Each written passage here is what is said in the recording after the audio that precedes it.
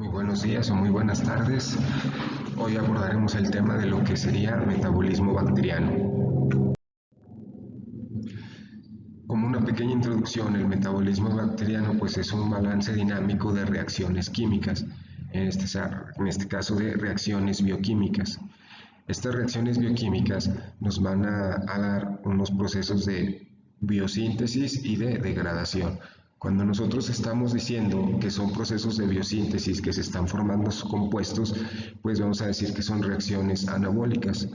Por ejemplo, formar moléculas de mayor tamaño, formar carbohidratos, formar proteínas, formar carbohidratos estructurales para la pared celular, para la cápsula, algunas proteínas como la fibrina, ¿verdad? Fibrilina, pilina, que son pues estructuras externas de la bacteria. Cuando decimos que es degradación, son reacciones catabólicas, se refiere a la degradación de compuestos, principalmente la glucosa, para obtención de energía, degradación de aminoácidos para obtención también de energía o agente reductor, o utilizar el nitrógeno como agente reductor, degradación de lípidos, de cadenas de ácidos grasos también como fuente de energía o para construir. ¿Sí? Para continuar, cabe decir que estas dos reacciones siempre van de la mano. Siempre que se va a estar degradando un compuesto, pues se va a utilizar para energía o para formar algún compuesto estructural.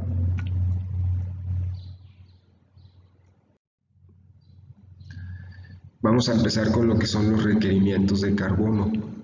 Pues como vimos, el carbono pues es una molécula orgánica, ¿verdad? Por eso se le llama orgánico fundamental. Este carbono principalmente pues va a ser obtenido a partir de fuentes de glucosa, de carbohidratos. Las bacterias que forman su energía a partir del dióxido de carbono, si se les va a llamar autótrofas, quiere decir que no requieren o que ellas no requieren una fuente exógena o una fuente adicional de glucosa. Ellos forman su energía a partir de glucosa. Estas bacterias también pueden ser fotolitótrofas, ¿sí? Que requieren sales inorgánicas como el sulfato, luz y dióxido de carbono para formar, aparte de energía, pues sus compuestos estructurales. A partir de este dióxido de carbono, estas bacterias autótrofas van a formar cadenas de ácidos grasos, los cuales van a estar componiendo o van a estar formando compuestos estructurales de la membrana plasmática. Estas bacterias autótrofas entran en el grupo de las arqueobacterias que vimos anteriormente, que eran bacterias extremófilas, ¿sí? Las que nos importan a nosotros son bacterias de importancia clínica. Todas las bacterias de importancia clínica son heterótrofas. ¿Por qué? Porque requieren una fuente orgánica de carbono. ¿De dónde van a obtener esta fuente orgánica? De sustratos como la glucosa, como la lactosa, ¿sí? Sacarosa. Esos compuestos los van a degradar para obtener su energía o el carbono que ocupen. Estas bacterias pues también van a utilizar el dióxido de carbono para formar cadenas de aminoácidos, de ácidos grasos. Pues aquí como lo vemos, pues estas bacterias heterótrofas obtienen su carbono o esa molécula de carbono de compuestos orgánicos, que principalmente lo van a utilizar como energía. El oxígeno. Sí, aquí la bacteria pues va a requerir oxígeno para su desarrollo. Nosotros como organismos entramos en el grupo de aerobios, ¿sí? Porque nosotros utilizamos el oxígeno para producir energía, así como lo utilizamos como un aceptor de electrones en la vía oxidativa. Las bacterias, dependiendo de sus necesidades de oxígeno, las vamos a clasificar como anaerobios estrictos. El oxígeno es tóxico. ¿Sí? Crecen en condiciones de intensidad reductoras elevadas. Quiere decir que en vez de oxígeno están utilizando amonio, ¿sí? para su desarrollo. Estas bacterias anaerobias estrictas, pues cuando tienen energía sí va a ser de la degradación de la glucosa, pero va a ser a partir de lo que es el ácido láctico. van a estar obteniendo energía. Al obtener la energía a través de una forma anaerobia, ¿sí? Con poca cantidad de oxígeno y principalmente utilizando el amonio o el nitrógeno como fuente reductor, las moléculas que formen de energía van a ser mucho menores o van a ser en menor cantidad que una molécula aerobia. Cabe destacar que muchas de nuestras bacterias sí son anaerobios facultativos, quiere decir que pueden crecer en condiciones de oxígeno, pero se desarrollan mejor en unas condiciones anaerobias. Esto quiere decir en condiciones con compuestos reductores elevados o con una tensión de dióxido de carbono, que lo vamos a ver más adelante. Tenemos las anaerobias aerotolerantes, ¿sí? que no mueren por exposición al oxígeno. Toleran el oxígeno, pero pues igual crecen mejores en condiciones anaerobios. Los facultativos pueden crecer en los dos medios, pero se desarrollan mejor o su desarrollo es más rápido en condiciones anaerobias o en tensión de dióxido y aerobios estrictos, ¿sí? Esto es que pues principalmente van a obtener su energía, ¿sí? Utilizando el oxígeno. Estos aerobios estrictos pues es como nosotros, van a obtener su energía a partir de lo que es el ciclo de Krebs y van a estar formando mayor cantidad de moléculas de energía. Cuando la bacteria obtiene energía a partir de medios o a través de una forma anaerobia, está formando gas, ácidos, ¿sí? Ácidos orgánicos, y también está formando pues gases y agua. En este caso está formando ácidos mixtos o ácidos orgánicos. Cuando la bacteria obtiene energía a partir de una forma aerobia, se está formando lo que es principalmente pues, ácido cítrico, citrato, está formando agua y pequeña cantidad de ácidos, muy pequeña cantidad de ácidos orgánicos que no interfieren con el medio. Cuando nosotros hablamos de que una bacteria obtiene energía por medios anaerobios, pues estamos hablando de fermentación también. Y aquí pues la bacteria pues cuando la bacteria obtiene energía por forma anaerobia, lo vamos a ver más adelante en los medios de cultivo, pues va a haber un cambio de pH, porque va a estar sujeto a estos ácidos orgánicos que se están formando.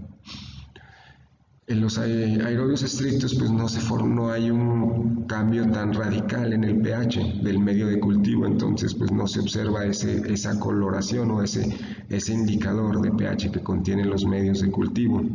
Tenemos también bacterias microaerófilos, ¿sí? Que crecen mejor en condiciones bajas de oxígeno. Sí, estos microaerófilos son como bacterias exigentes porque necesitan pequeñas cantidades de oxígeno, de 5 a 10% de oxígeno para su desarrollo, y se identifican mejor en estas condiciones de desarrollo. Las condiciones altas de oxígeno pues van a ser inhibitorios para estos microorganismos microaerófilos.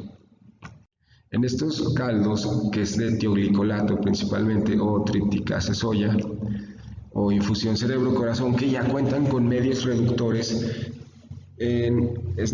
vamos a poder aislar mejor los microorganismos u observarlos según su desarrollo. Según el caldo, sí, mientras vaya bajando, o mientras en un tubo con taparrosca, mientras más profundo se encuentra el medio, pues hay menor cantidad de oxígeno y el medio reductor es mayor. En esta parte pues se concentra el oxígeno, ¿verdad?, que quedó en el medio. Entonces cuando las bacterias solo se desarrollan, o solo hay desarrollo o turbidez, ya puede ser turbidez o colonias en la superficie del caldo, pues vamos a decir que son aerobios, ya que están utilizando el oxígeno que se queda en la superficie. Cuando hay desarrollo en todo el medio o turbidez en todo el medio, principalmente hay mayor desarrollo en la parte inferior del tubo, y conforme vaya avanzando vayamos avanzando y se observe mayor desarrollo en la profundidad del tubo, vamos a decir que son aerobios facultativos. ¿sí? Ya que pueden crecer en los dos ambientes, aquí y aquí, pero hay un mejor desarrollo en condiciones anaerobias. El microaerófilo es necesario pues aislarlo y solo va a haber desarrollo en esta parte del tubo, como el primer tercio. En esta parte pues sí es necesario poner las condiciones adecuadas de incubación para que haya un desarrollo en microaerófilo.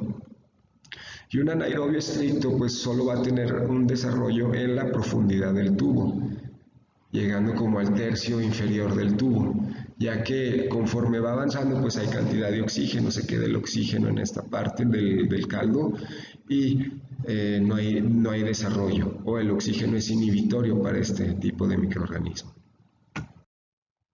En los hemocultivos, en estos frascos que ya vienen listos para tomar una muestra sanguínea, nos vamos a aislar al microorganismo simplemente según sus necesidades de oxígeno. Podemos aislar ya aerobios, anaerobios, ¿sí? Hay tubos de hemocultivo para aerobios y anaerobios. Entonces, pues aquí también, según el desarrollo del medio, en el hemocultivo, pues vamos a tener que hay un desarrollo de microorganismos en estos frascos de hemocultivo. Estos hemocultivos pues se utilizan para saber si existe una diseminación bacteriana en torrente sanguíneo, lo que se conoce como septicemia, ¿verdad? Cabe destacar que esto pues se toma a partir de una muestra venosa, pues a partir de la utilización se utiliza el método de equipo alado o mariposa para obtener esta muestra. Según las necesidades de nitrógeno, pues aquí no vamos a clasificar tanto las bacterias como anteriormente lo estábamos haciendo.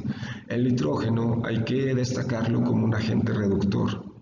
Este agente reductor pues nos va a ayudar, se va a encontrar en el medio, ya puede ser en el caldo o en el caldo o en el medio sólido que es agar. Al encontrarse en este agente reductor en estos medios, nos va a ayudar al desarrollo de las bacterias anaerobias, ya que va a tener mayor concentración de nitrógeno o de amonio.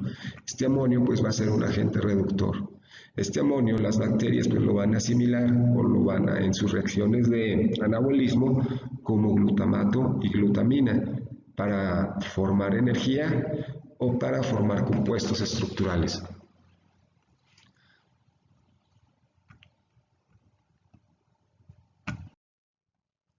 Según las reacciones catabólicas, pues pueden ser para formar elementos estructurales pequeños para procesos de biosíntesis. Quiere decir que van a estar degradando moléculas para obtener energía, como lo estábamos viendo, para formar compuestos en la membrana, en la pared, la cápsula. Y estas condiciones pueden ser anaerobias, bueno, en la obtención de energía, como lo estábamos mencionando anteriormente, sí, por presencia del oxígeno pueden ser en condiciones aeróbicas o condiciones anaeróbicas. Cuando hablamos de las condiciones anaeróbicas, las bacterias sí, va a haber un proceso de fermentación. Quiere decir que se van a estar produciendo ácidos orgánicos o ácidos mixtos y puede haber producción de gas también en esta obtención de energía. Esta vía, que es la vía anaeróbica, pues la vamos a nombrar Embden-Meyerhof-Parnas o vía anaeróbica. Básicamente es desdoblar la glucosa, ¿sí? Catabolizar, ¿sí? La glucosa, desdoblarla a compuestos más simples, a moléculas más pequeñas y llegar al ácido pirúvico. En esta parte del ácido pirúvico vamos a tener ácido láctico. A partir del ácido láctico, sí, se van a estar formando ácidos mixtos o ácidos orgánicos.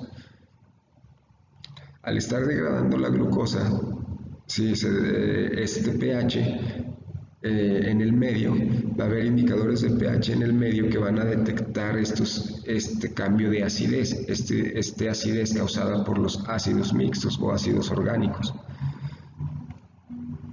En cambio, en la vía oxidativa, el metabolismo de los hidratos de carbono va a utilizar el oxígeno como agente aceptor de electrones.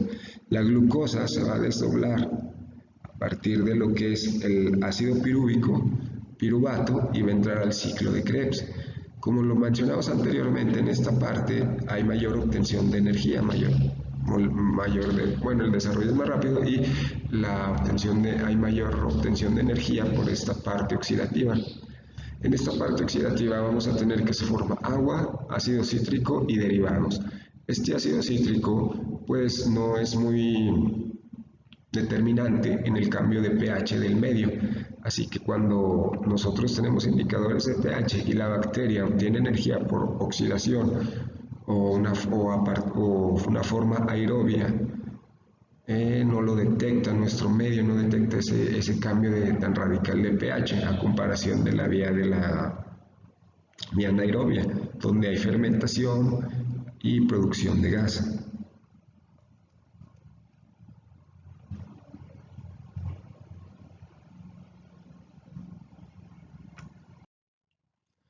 En la vía de los anaerobios facultativos, pues aquí las bacterias pueden utilizar las dos vías, la oxidativa y la anaeróbica. Van a haber desarrollo en los dos, pero su desarrollo óptimo va a estar dado en un medio ambiente anaerobio o contención de dióxido de carbono.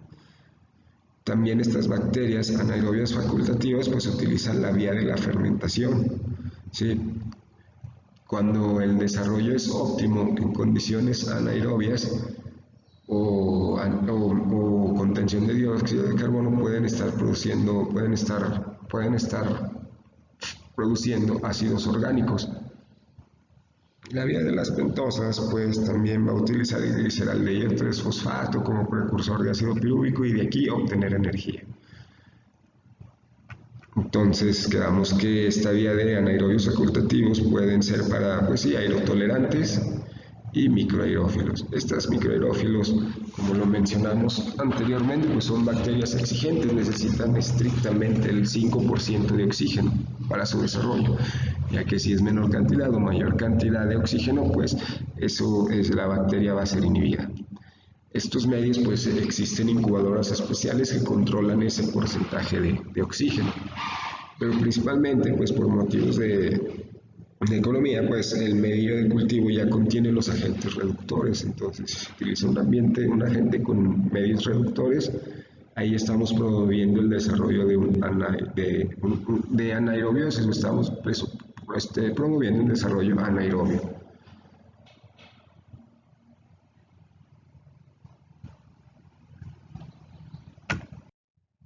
Aquí vemos una tabla así de cómo la glucosa se utiliza como energía. Al utilizarse como energía se utiliza para formar ácidos grasos, lípidos, inclusiones, membrana, azúcares, el glucógeno, los aminoácidos que entran como proteínas y aquí forman estructuras como el flagelos, pili, y los nucleótidos también, sí, los nucleótidos pues para la formación de pentosas que forman la cadena estructural de ADN o de ADN principalmente, que va a la formación del nucleoide. En los factores de crecimiento, aparte de lo que vimos anteriormente, pues también la bacteria en su medio de cultivo va a necesitar factores de crecimiento, que son sales inorgánicas, son compuestos que van a promover el desarrollo de un microorganismo en específico. En vivo, pues nosotros los podemos proporcionar como huésped, los podemos proporcionar a la bacteria como líquidos corporales, nuestros tejidos, y in vitro lo vamos a proporcionar como en un medio de cultivo. En estos, pues, puede ser sangre, ¿verdad? Puede ser sales inorgánicas. Los organismos prototróficos no requieren fuente exógena de nutrientes. Quiere decir que que ese organismo va a estar desarrollándose de igual forma, su desarrollo va a ser continuo, va a ser de la misma forma en un medio, mientras lo requiera, ¿verdad? O sea, que no requiere que se le adicionen compuestos especiales para su aislamiento. En cambio, los organismos autotróficos requieren la adición de un factor de crecimiento para su desarrollo, como puede ser el factor 5, 10, la hemina y el NAD en la Haemophilus influenzae. Va a haber un mejor desarrollo en la adición de estos compuestos, en la adición de nitrógeno, por ejemplo, si son bacterias exigentes o especiales que requieren esa adición de compuestos. En este crecimiento microbiano pues es muy útil estas bacterias autotróficas, muchas de ellas como el Mycobacterium tuberculosis también pues en sus medios van a requerir, en los medios ya lo traen, ¿verdad?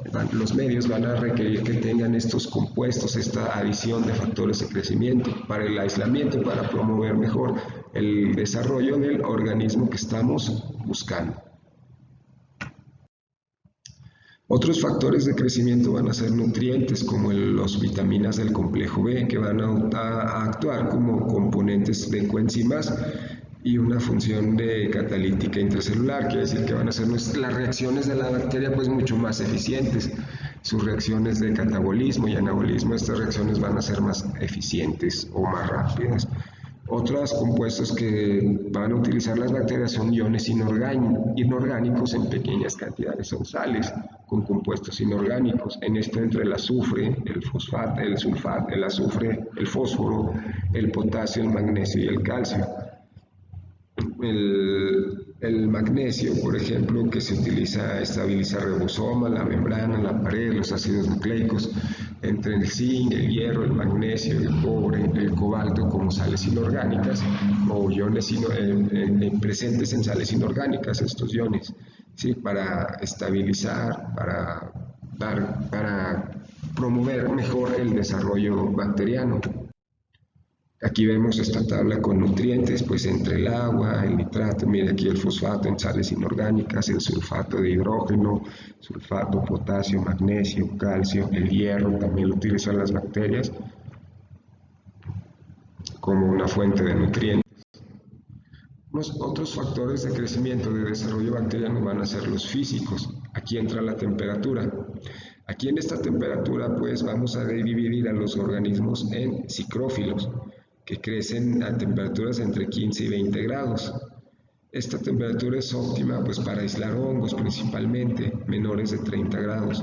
Los mesófilos, que van a crecer a temperaturas entre 35 y 37 grados, pues es útil para aislar microorganismos de importancia clínica. Todos los microorganismos de importancia clínica entran en mesófilos. Los termófilos pues son organismos ya extremófilos que crecen en condiciones a partir de 50 60 grados. Algunos microorganismos es útil su temperatura para su aislamiento. Por ejemplo, nosotros podemos utilizar su temperatura para aislar, por ejemplo, el Helicobacter pylori a 42 grados Celsius. Otros factores es el pH. Este pH, ¿sí? Van a ser también a las bacterias, dependiendo su desarrollo, las vamos a dividir en neutrófilos, acidófilos y alcalófilos, vea como su desarrollo, ¿verdad? Dependiendo del pH. Las bacterias de importancia clínica van a ser neutrófilas, ya que van a estar siempre entre pHs de 6.5, 6.8 a 7, incluso a 8. Ahí el pH es necesario, pues sí, pero los medios ya lo tienen, en eso esos medios pues también controlan nuestro pH en el desarrollo bacteriano. La fuerza iónica y presión osmótica, sí, pues también esto quiere decir al añadir sales o cantidades de cloruro de sodio, por ejemplo, vamos a tener organismos halófilos que van a estar soportando hasta 7% de cloruro de sodio, de sal, en su medio. Esto es útil para aislar, por ejemplo, estafilococos, que son organismos halófilos que puede que su desarrollo pues lo soportan en condiciones un poquito altas de sal, 7%.